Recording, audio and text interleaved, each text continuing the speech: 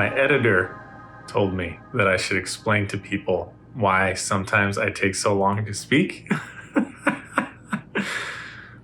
One of the pieces in circling that I really enjoy is the process of being present to what's happening in the moment. And even if I'm speaking about something that I've spoken about 100 times before, like presence, like enlightenment, like whatever, meditation, what I seek to do is to feel into what's true in the moment. How is it showing up for me right now? Is the last time I spoke about this still true right now? Am I still holding on to the same things I was holding on to? Am I still struggling with the same things that I was struggling with? And maybe there's a different texture, a different shade, a different experience of the same thing that I've talked about so many times before. And so one of the reasons that I can sometimes come off as speaking slowly is that I'm trying to find the truth in the moment.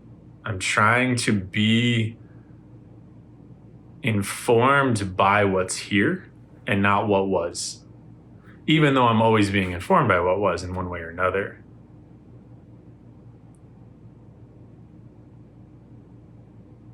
Yeah, it feels good to name. There's a response in my gut. There's a percolating vibration, an affirmation going on. So I wanted to name that because apparently sometimes I speak slowly. And he says, look, I get it because I've circled with you, but maybe utilize that as a chance to talk about it. Which also, I think, is an insight into circling and presence practice, where when I'm with someone, that's really what it is I'm feeling into this moment. I'm feeling into what is it like to be in relationship to this person right now. Even if I've talked to them every day for the last 5 years, 10 years, or I haven't seen them in 10 years. What is it like to be in relationship with them in this moment? Present with them in this moment, being in connection with them in this moment. Because this moment is different than the last moment. No matter how many things are similar. Yeah, and that's one thing that I've really been noticing about playing the game of presence here for, now I'm in month 2, is like it's just this constant shift, constant change, ebb and flow. Kind of like waves at the beach. There might be some patterns. You learn the texture of a wave, or I'm learning the texture of a wave, but no two waves are the same. No two sets are the same. And so it's this learning to be present to whatever shows up now.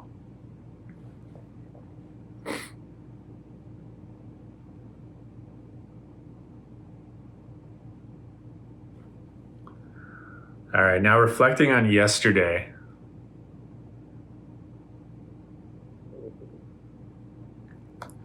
Slept in really late yesterday. I think I got out of bed at like 1:30. And went up, made a smoothie for my mom, then went out in nature for a couple hours. And something started to hit yesterday that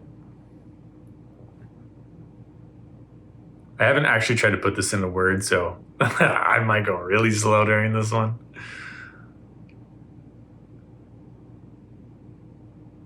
There was one of the things that has been slowly occurring over the years is more of like a convergence of the spheres, is the way I like to call it, where my physical experience and my emotional experience and my mental experience and my energetic experience and my consciousness and awareness, like they all seem to be getting closer and closer. Like they're Venn diagramming more, where I can experience the energy and the emotion and what's happening in the mind and what's happening in the body as this kind of symphony, as opposed to like having to completely separate them.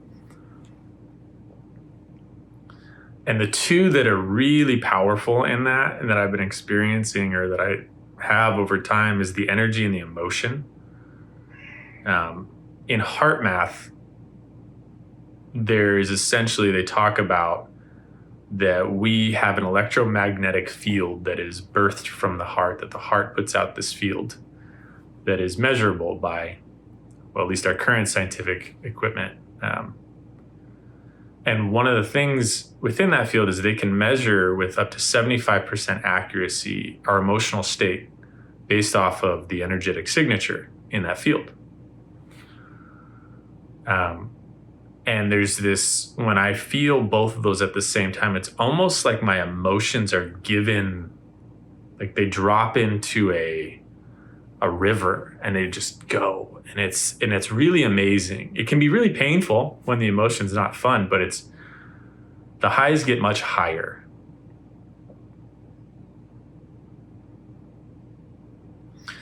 And yesterday, I think the day before, I explained that I saw the coyotes, and that led me to needing some more fun and play, which led me to doing a dance party, which was awesome. And that just, I actually don't know if a dance party with myself, and I guess Zen was rocking it with me, has ever been so nourishing and so fun.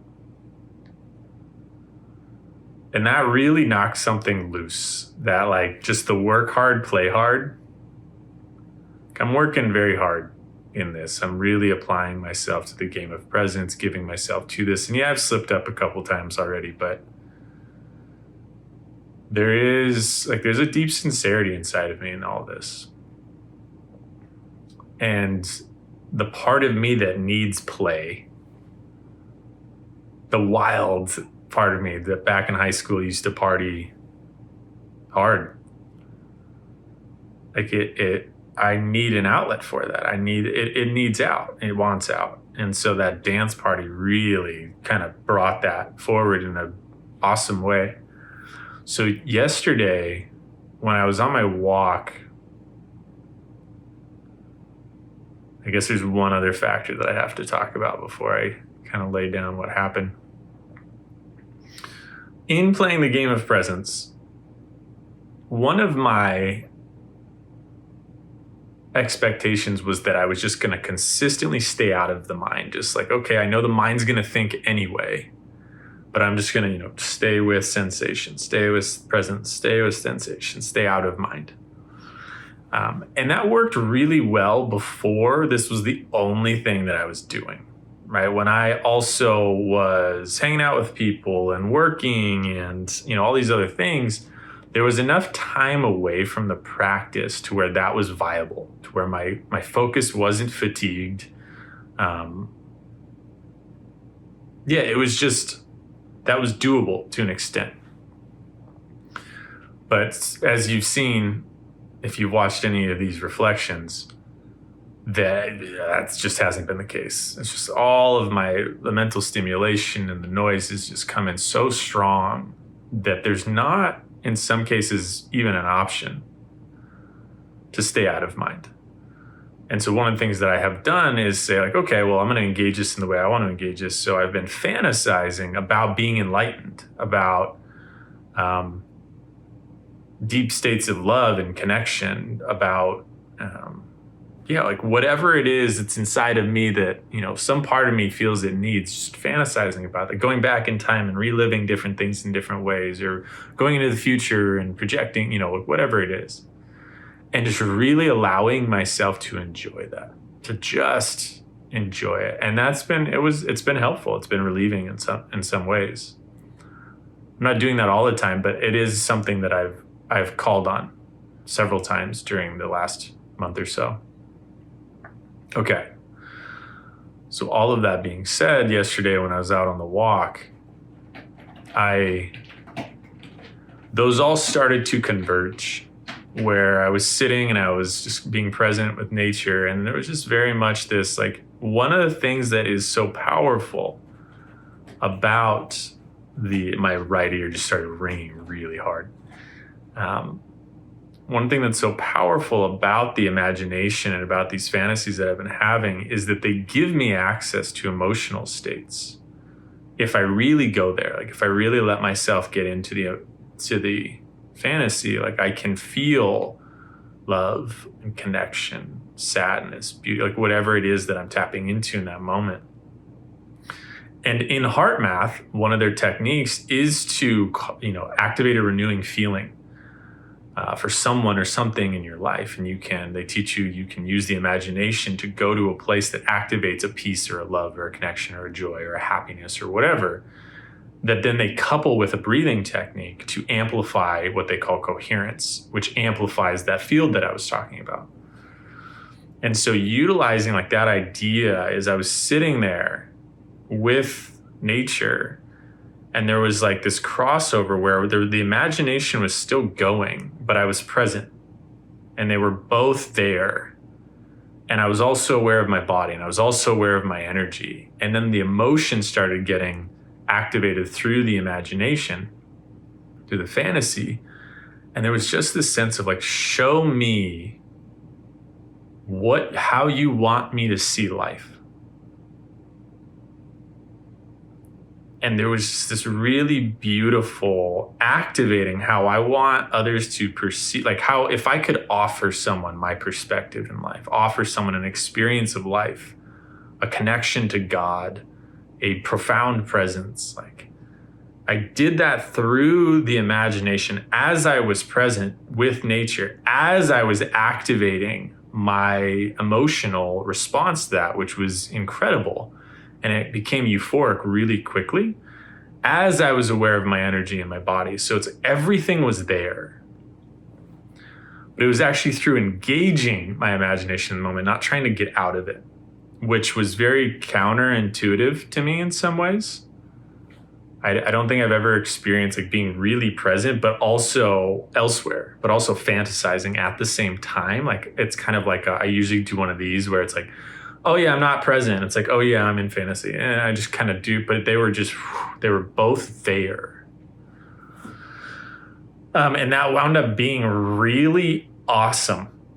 And then I kept walking, and then it's hard to describe, and I'm missing pieces, but then I started like actively working on myself through my imagination and what do I want to release? What are my fears? My fear of death, my fear of unworthiness, my fear of not being seen and not being enough, my fear of pain, my fear of, all these things started coming through, and I started working on them through my imagination while being present. And I started crying, and it was beautiful, and it was just so sincere, and like, what do I really want was coming through, and like love, deep love, to be loved, to have the capacity to love without being afraid of what that could mean, or how painful it could be if someone withdraws their love from me or rejects me, like, or goes back, and how will that affirm my not enoughness, and and God. And I want to know God so much. I want others to know what I've come into contact with so deeply. It's every time I've come into contact with God, with Spirit, it's like I go home. It's like there's just this return to a place of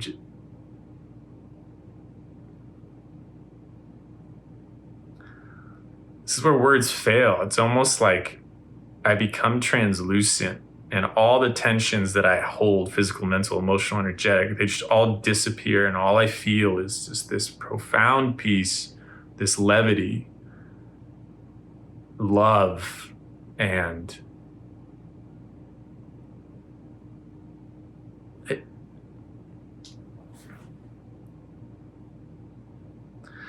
it almost feels otherworldly.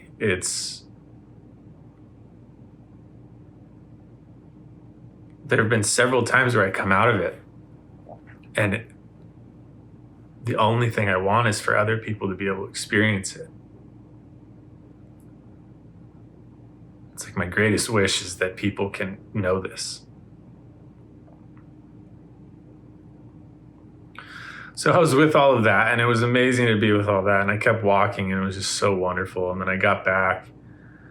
And then I added in another layer, which was the music from the night before. I was like, oh, I want to add in music to this whole thing that I've got going now that's kind of new. And so I threw on some Estas Tone. He's an hour-long track called Internal Flight. I think so. And it's just amazing guitar. Amazing guitar. And so I sat through that. And then I let the imagination run while staying present in the emotion. And it really broke through something for me. There was something really powerful that was happening. States of love and just opening presence and euphoria coming through. And then I did another song after that, and I was meditating for probably a couple of hours doing that. And I got to a point where I was crying pretty good.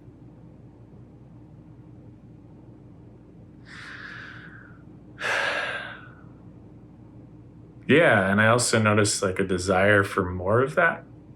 Shocking. We'll see. Experiences like that tend to come and go at their own whim.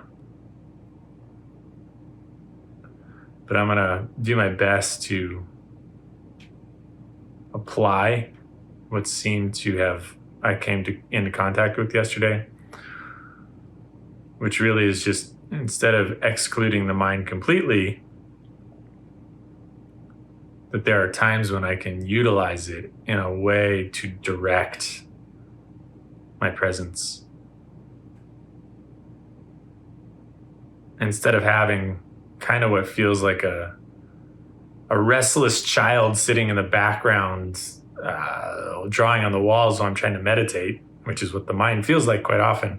Like, give it the crayon, let it draw, and then meditate on whatever it draws. That felt good. Yeah, that's how it feels.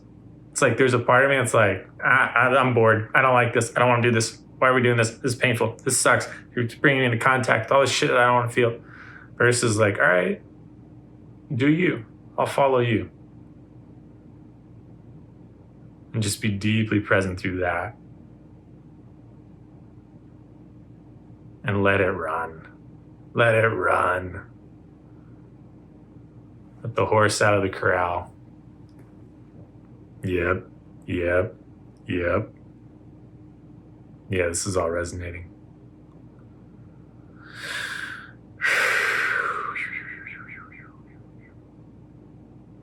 That was my yesterday.